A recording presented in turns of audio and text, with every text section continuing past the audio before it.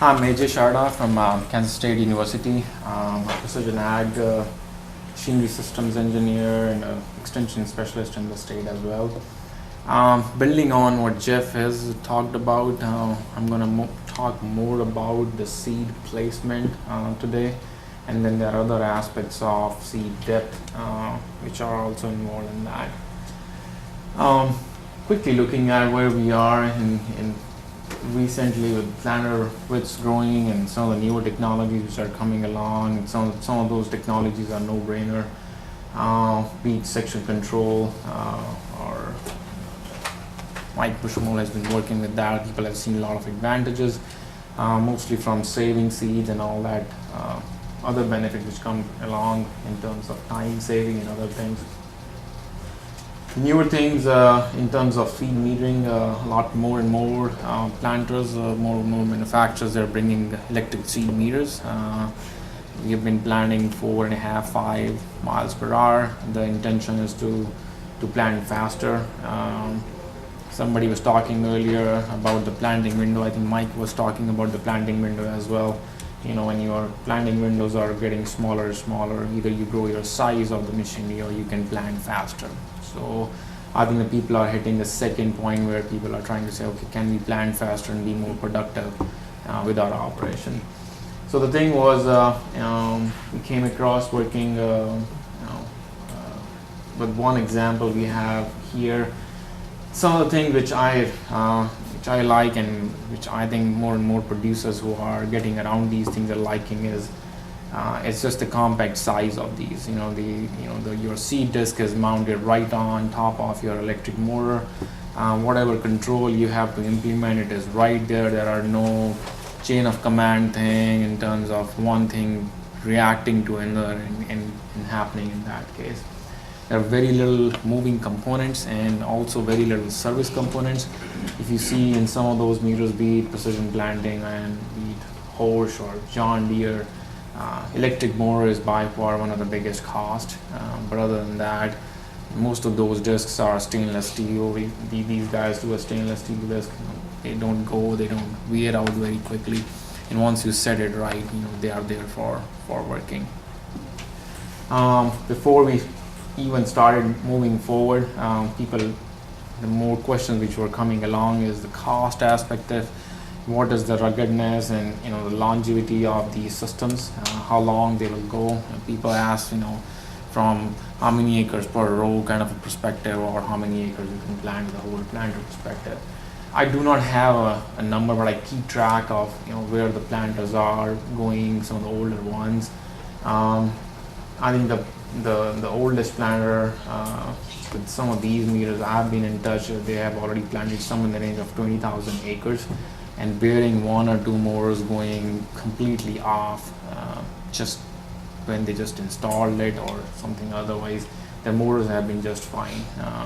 The initial issues which were coming along were more the software rather than with any hardware, which is much easier to solve rather than spending money on that.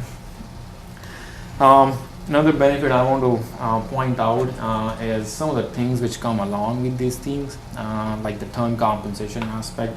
Now with electric motors on each of your row unit, you can very easily maintain your seed population. The way these things work is that each motor is getting a component of what the seed population you want to maintain and what is the speed, the instantaneous speed of that row unit while you are planting. And the inside computer, it actually calculates what RPM you have to maintain to keep that population going. So it's this way, it is that simple. Another thing which is probably coming along pretty quick and which is again an easy thing, you won't be needing any hardware for that. It will be a simple software update, is that you can maintain individual population on each row. If you want to say 6 of these rows are going to do 36,000, another are 20, and then 40, it'll be very easy to do implement that. Multi-hybrid planters, Jeff talked about going about different varieties, be it soil type. People take topography into picture, people take soil type, heavier or lighter soils. Irrigation plays a very important role in that, but people want to want to switch hybrids based on more on soil rather than the water aspect of it. So that is why the multi-hybrid aspect is coming along as well. Some producers are just trying different varieties as they go along and to see which varieties do better or worse on some of the areas. And this functionality gives them a very kind of a quick aspect of plant few strips and just stop and just do your other hybrid all the way to get a quick idea on what the hybrid is doing. And then obviously the last, not the last thing, the next thing is the downforce aspect. We've talked about the placement thing, in terms of maintaining, seed to seed distance aspect of it, or the population aspect of it. But the next thing is like, can we actually place the seed at the right depth? Because that has more and more bearing in terms of the germination, the quality of the crop, and all that aspect. So today I'm gonna talk some of our results or some of our work we have done in the last year. It's more regarding the concerns about these new systems in place and what are their capabilities in terms of doing variable rate seeding. Are they accurate enough to maintain seed population on straight runs, contours, and during speed transitions? How quickly can they switch over and to give us an optimal seed population? Some of the things I say is, when you're going on contours, and when you're depending on what population you are maintaining, if you're doing a very steep, if you're doing a 50 feet turn versus a 75 feet turn or 100 feet turn, your speed differential can be anywhere from 1.5 to 2. So if you're planting 36,000 in the middle, you may be planting 45 on the inside, and then somewhere 27 on the outside. So that's a huge difference in terms of maintaining your seed population. In terms of test setup, what we're fortunate to get hold of a 24-row full planter. The goal was to see the accuracy of these meters to meter seeds. We used some encoders on the row units. We blocked those row units not to plant seeds, and then we planted all other ones. So we used 8 of those. We were also looking at the seed tube data, so we have some assessment of how many seeds came through. Although it only gave us an overall picture of how many seeds came through. We can have only an assessment of, if we wanted, like say 5,000 seeds, and we get 4,500 or 5,500, but we didn't know what happened in between, and I'll bring out like what we did beyond that. They have these radar sensors, which are one on the left, one on the right, and one in the middle, and we use a GPS. So what we use these typical things to set up our experiment. The way we collected data, we were on their facility. This is a full-scale planter. We use buckets to collect the seed, and there is a tractor outside, freezing weather. The way we did it, we designed some planting scenarios as you're going out and planting. This is one of those scenarios. For example, if you start from 4 miles per hour and you accelerate, you get to 8 miles per hour, you see a wet spot, you slow down, and then you again accelerate to another 10 miles, and then you decelerate and you make a turn and then come back here. Another example was we did not accelerate or decelerate on the ends. We straight away came from 0 to 8 miles per hour and then go from 10 miles straight to 0 thing. That was more like looking at what can we learn in terms of section control, because section control is going to be immediate shutting off of your section, whichever speed you are going, and then coming back on. Looking at some of these, some of the results on this side. One quick example. So what we are looking at is a time in seconds on the x-axis. Your meter RPM on the y. Your red is what the actual RPM was, and the blue was what the target was. And what we saw from all the tests, this is an example of 36,000 population accelerating from 4.5 to 10 miles. We'll see that when we are going straight, we were pretty damn good in terms of what we needed. But when we accelerated, our target RPM was always higher. That means we were always lagging in terms of catching up. These systems, they the way these systems convey every time what the speed is. So every time what I can tell from this thing is it's a one cycle delay of information flow. By the time the next cycle comes in, it was catching up on the next speed and next speed and next speed. Same thing you will see here, but the trend is reverse. You're seeing that the target was always higher, did I say it right? And the actual was always lower, because you want to decelerate, but you're decelerating the other way. The other thing is, although you were doing this, you were always within 1 to 4 RPMs, off in terms of what you really want to maintain that seed population for your meters. So, quick takeaway messages. The response of these motors were, whatever we want to do in terms of time aspect, everything was happening well within half a second. In terms of setting up a controller, this is another example. I switched, like we're doing 0 to 8 miles instant, and then 10 to 0 miles, turning it off. Same population. This is a distance on the x-axis in feet, and on the y-axis your meter RPM. So if you want to do something going to 0 to 8 miles, things start to catch up within 6 feet, which actually translate to a couple of seeds.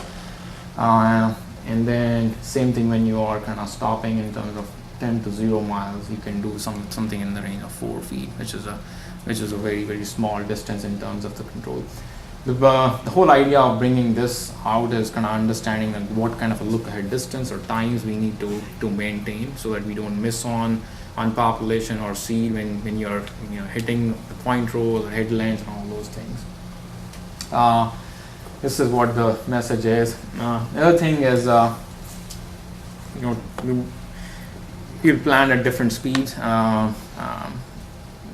Manufacturers are going to come out and they say, hey, you can plan at 6 miles, you can plan at 8 miles, you can plan at 10 miles.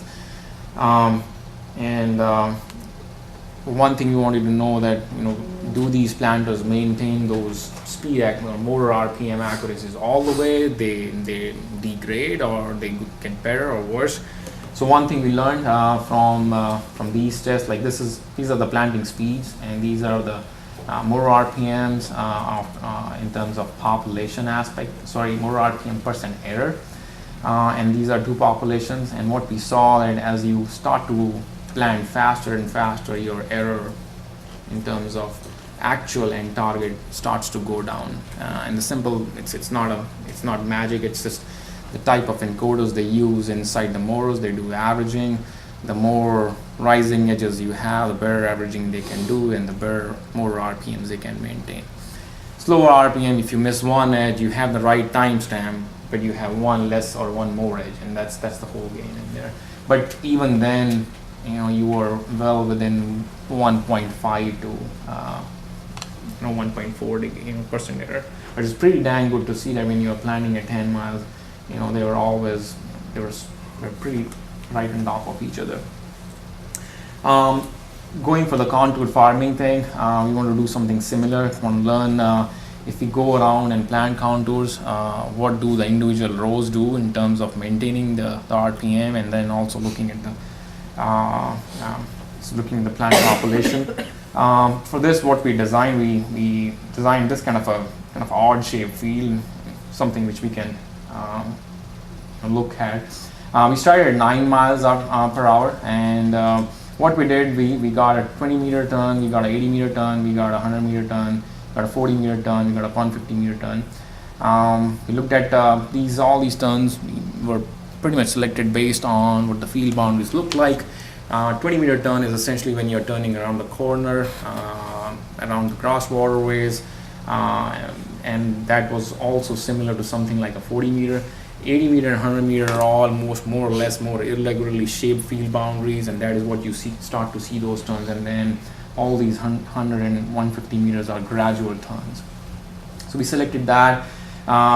We find this number. We start from 9. What we did for smaller turns, we decelerated more. So from 9 we came to 4. When we came back to 9, we saw a turn which was an 80 meter turn. We didn't slow that much. We just kept 7 miles. When we were hitting the turning radius, which were 100, 150 meters, we didn't slow down. We just kept planning at 9 miles per hour.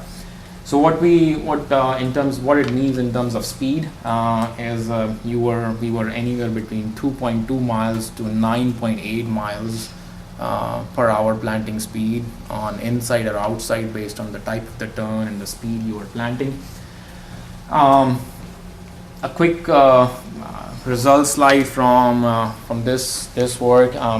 This is again a time on the x-axis, and you see the ground speed,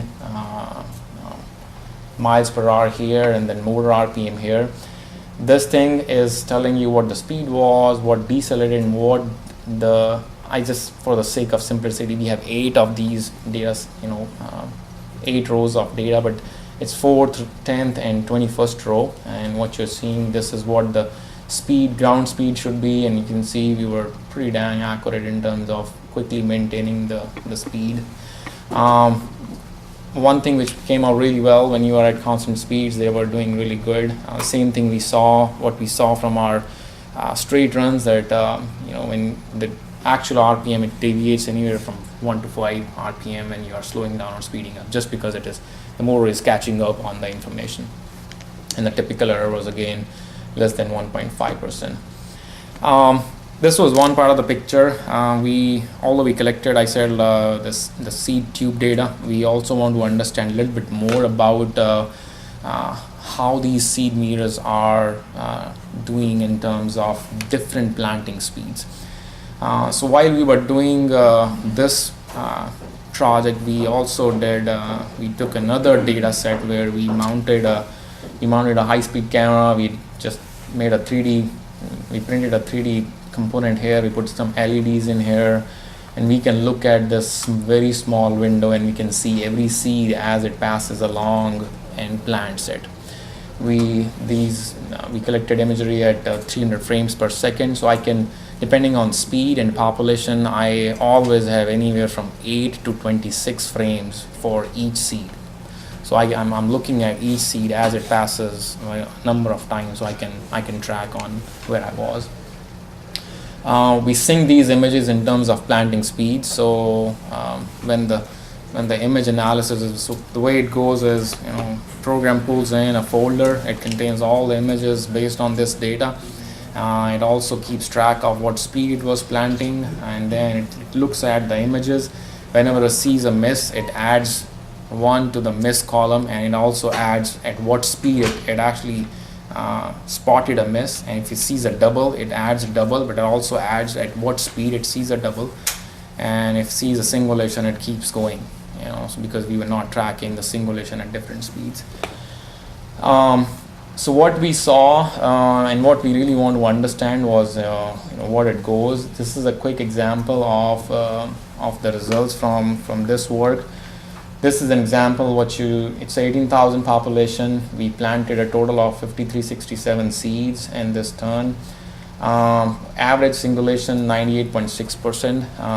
And what I want to point out is we just saw 2 doubles. I want to say out front, we didn't have that column in here, but we saw 2 instances where the planter was meeting the double thing.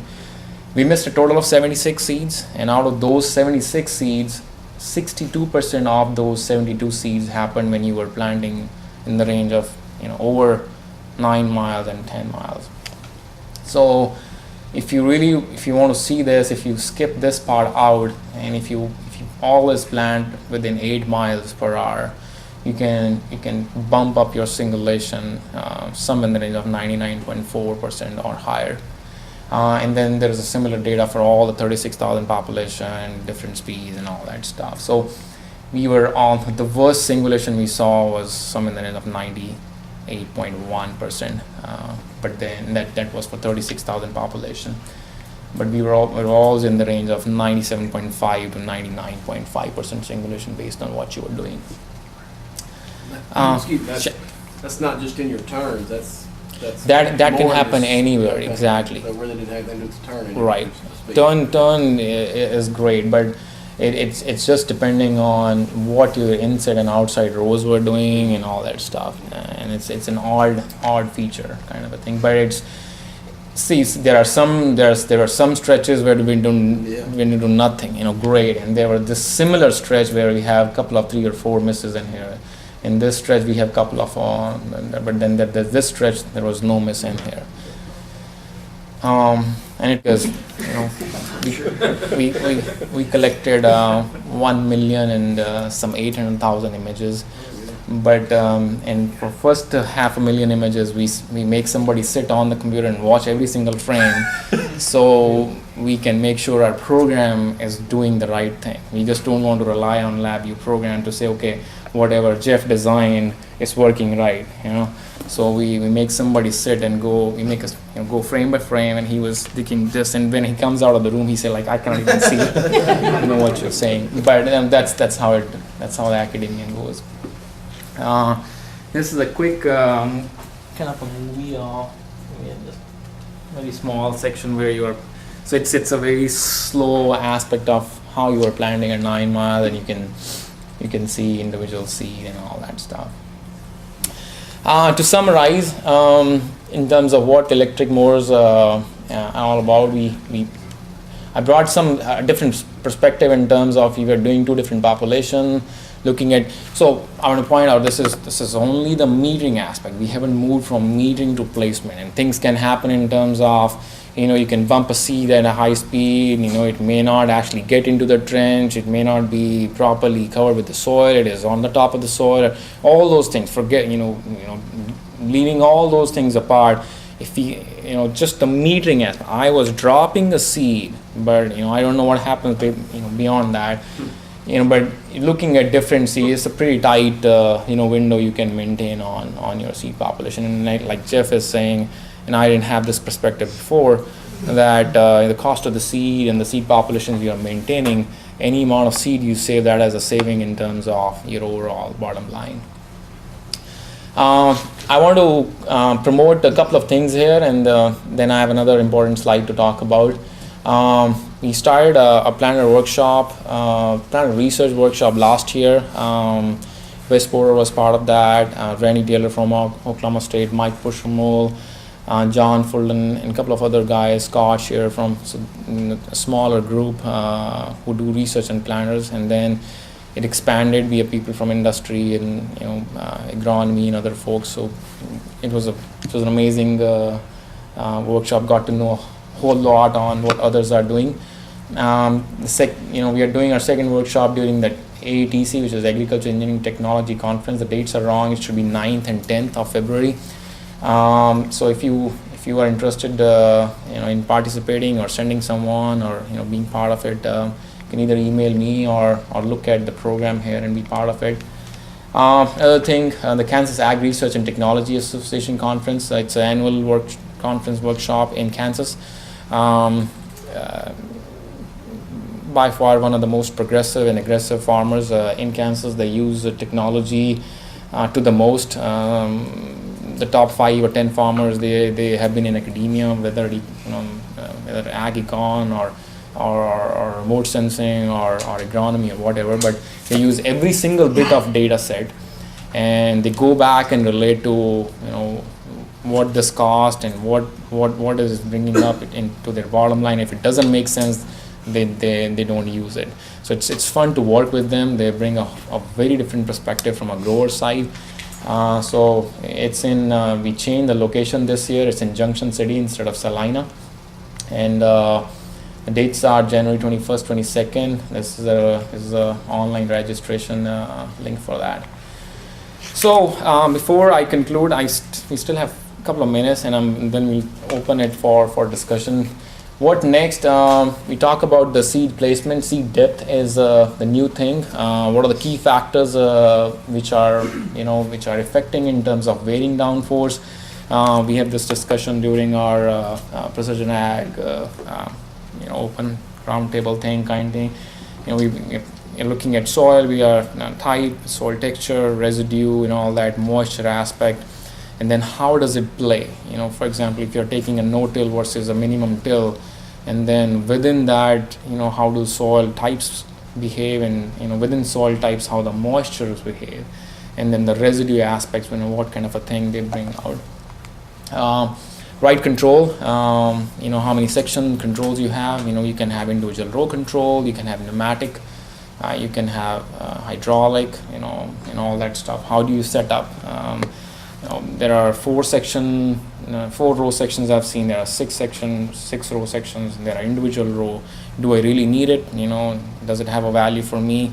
I've talked to all kinds of folk. People say, and it's coming from people who have been farming for a long time, and they have always made money, come what may. Somehow they have always made right decisions. And those groups, there's the one guy, if you see him working in the field during the harvest or the planting season, he looks like an Einstein. He's just flying here, but he says, I want individual row control. And then there is another guy, he say, no, I don't think individual row is going to be doing too much. I'm happy with 4-6 sections. But this is another thing. What is the yield benefit to that? How does it play out?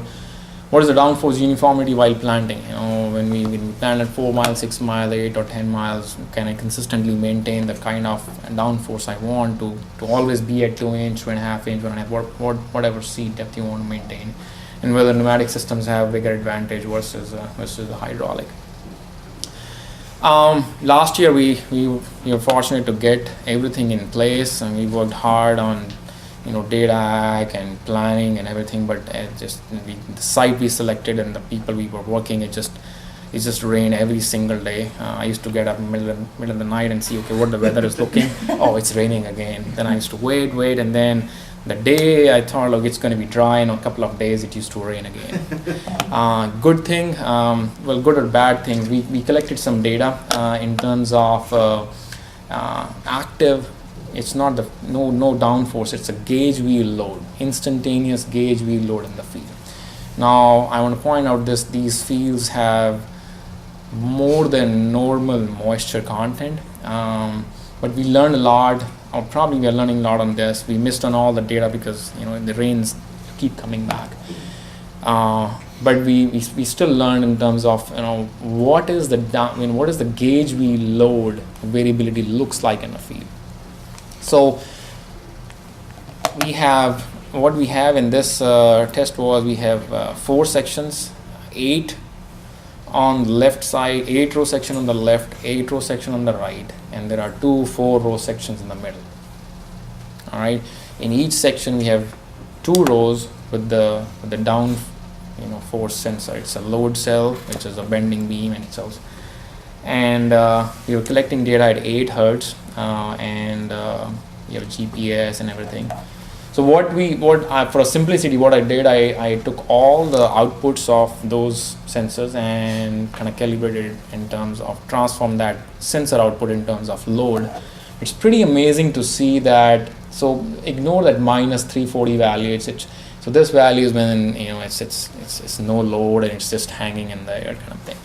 What we are seeing is we were anywhere from 50 pound all the way to 520 or 500 pounds load on the gauge wheel. The target what we set when we were going out to plant was 200. So for analysis, I thought I'm going to keep plus or minus 50 pounds. So say if within plus or minus 50 pounds, I don't care. There will be normal variations, and I don't even want my system to kind of react or do anything. So even after that, even if you keep plus or minus 100, which means 3 to 400, I still am seeing a lot of variation. The thing which bothers me, and I don't know, probably it's the soil variability was there, but then there was a different amount of moisture which was held in the soil because of excessive rain. Maybe that was a bigger reason, that there's a consistent variability in terms of gauge wheel pressure. And this is one row here which was consistently higher, which is definitely a tire track or a combine track. And the more I have other fields where you see a consistently when you see every time you come back, you see a red line, which is a high down pressure thing in there. So didn't have much here, but what we data from 10-12 fields, just learn what kind of a variability you can see. This year our goal is to understand a little bit more in terms of individual row, and so that we can start to kind of give out some recommendation to people. Hey, okay, from our perspective, if you do a 4-row section, you should be fine. So this is all I have, and if you have questions for me or Jeff, I'm more than happy to answer.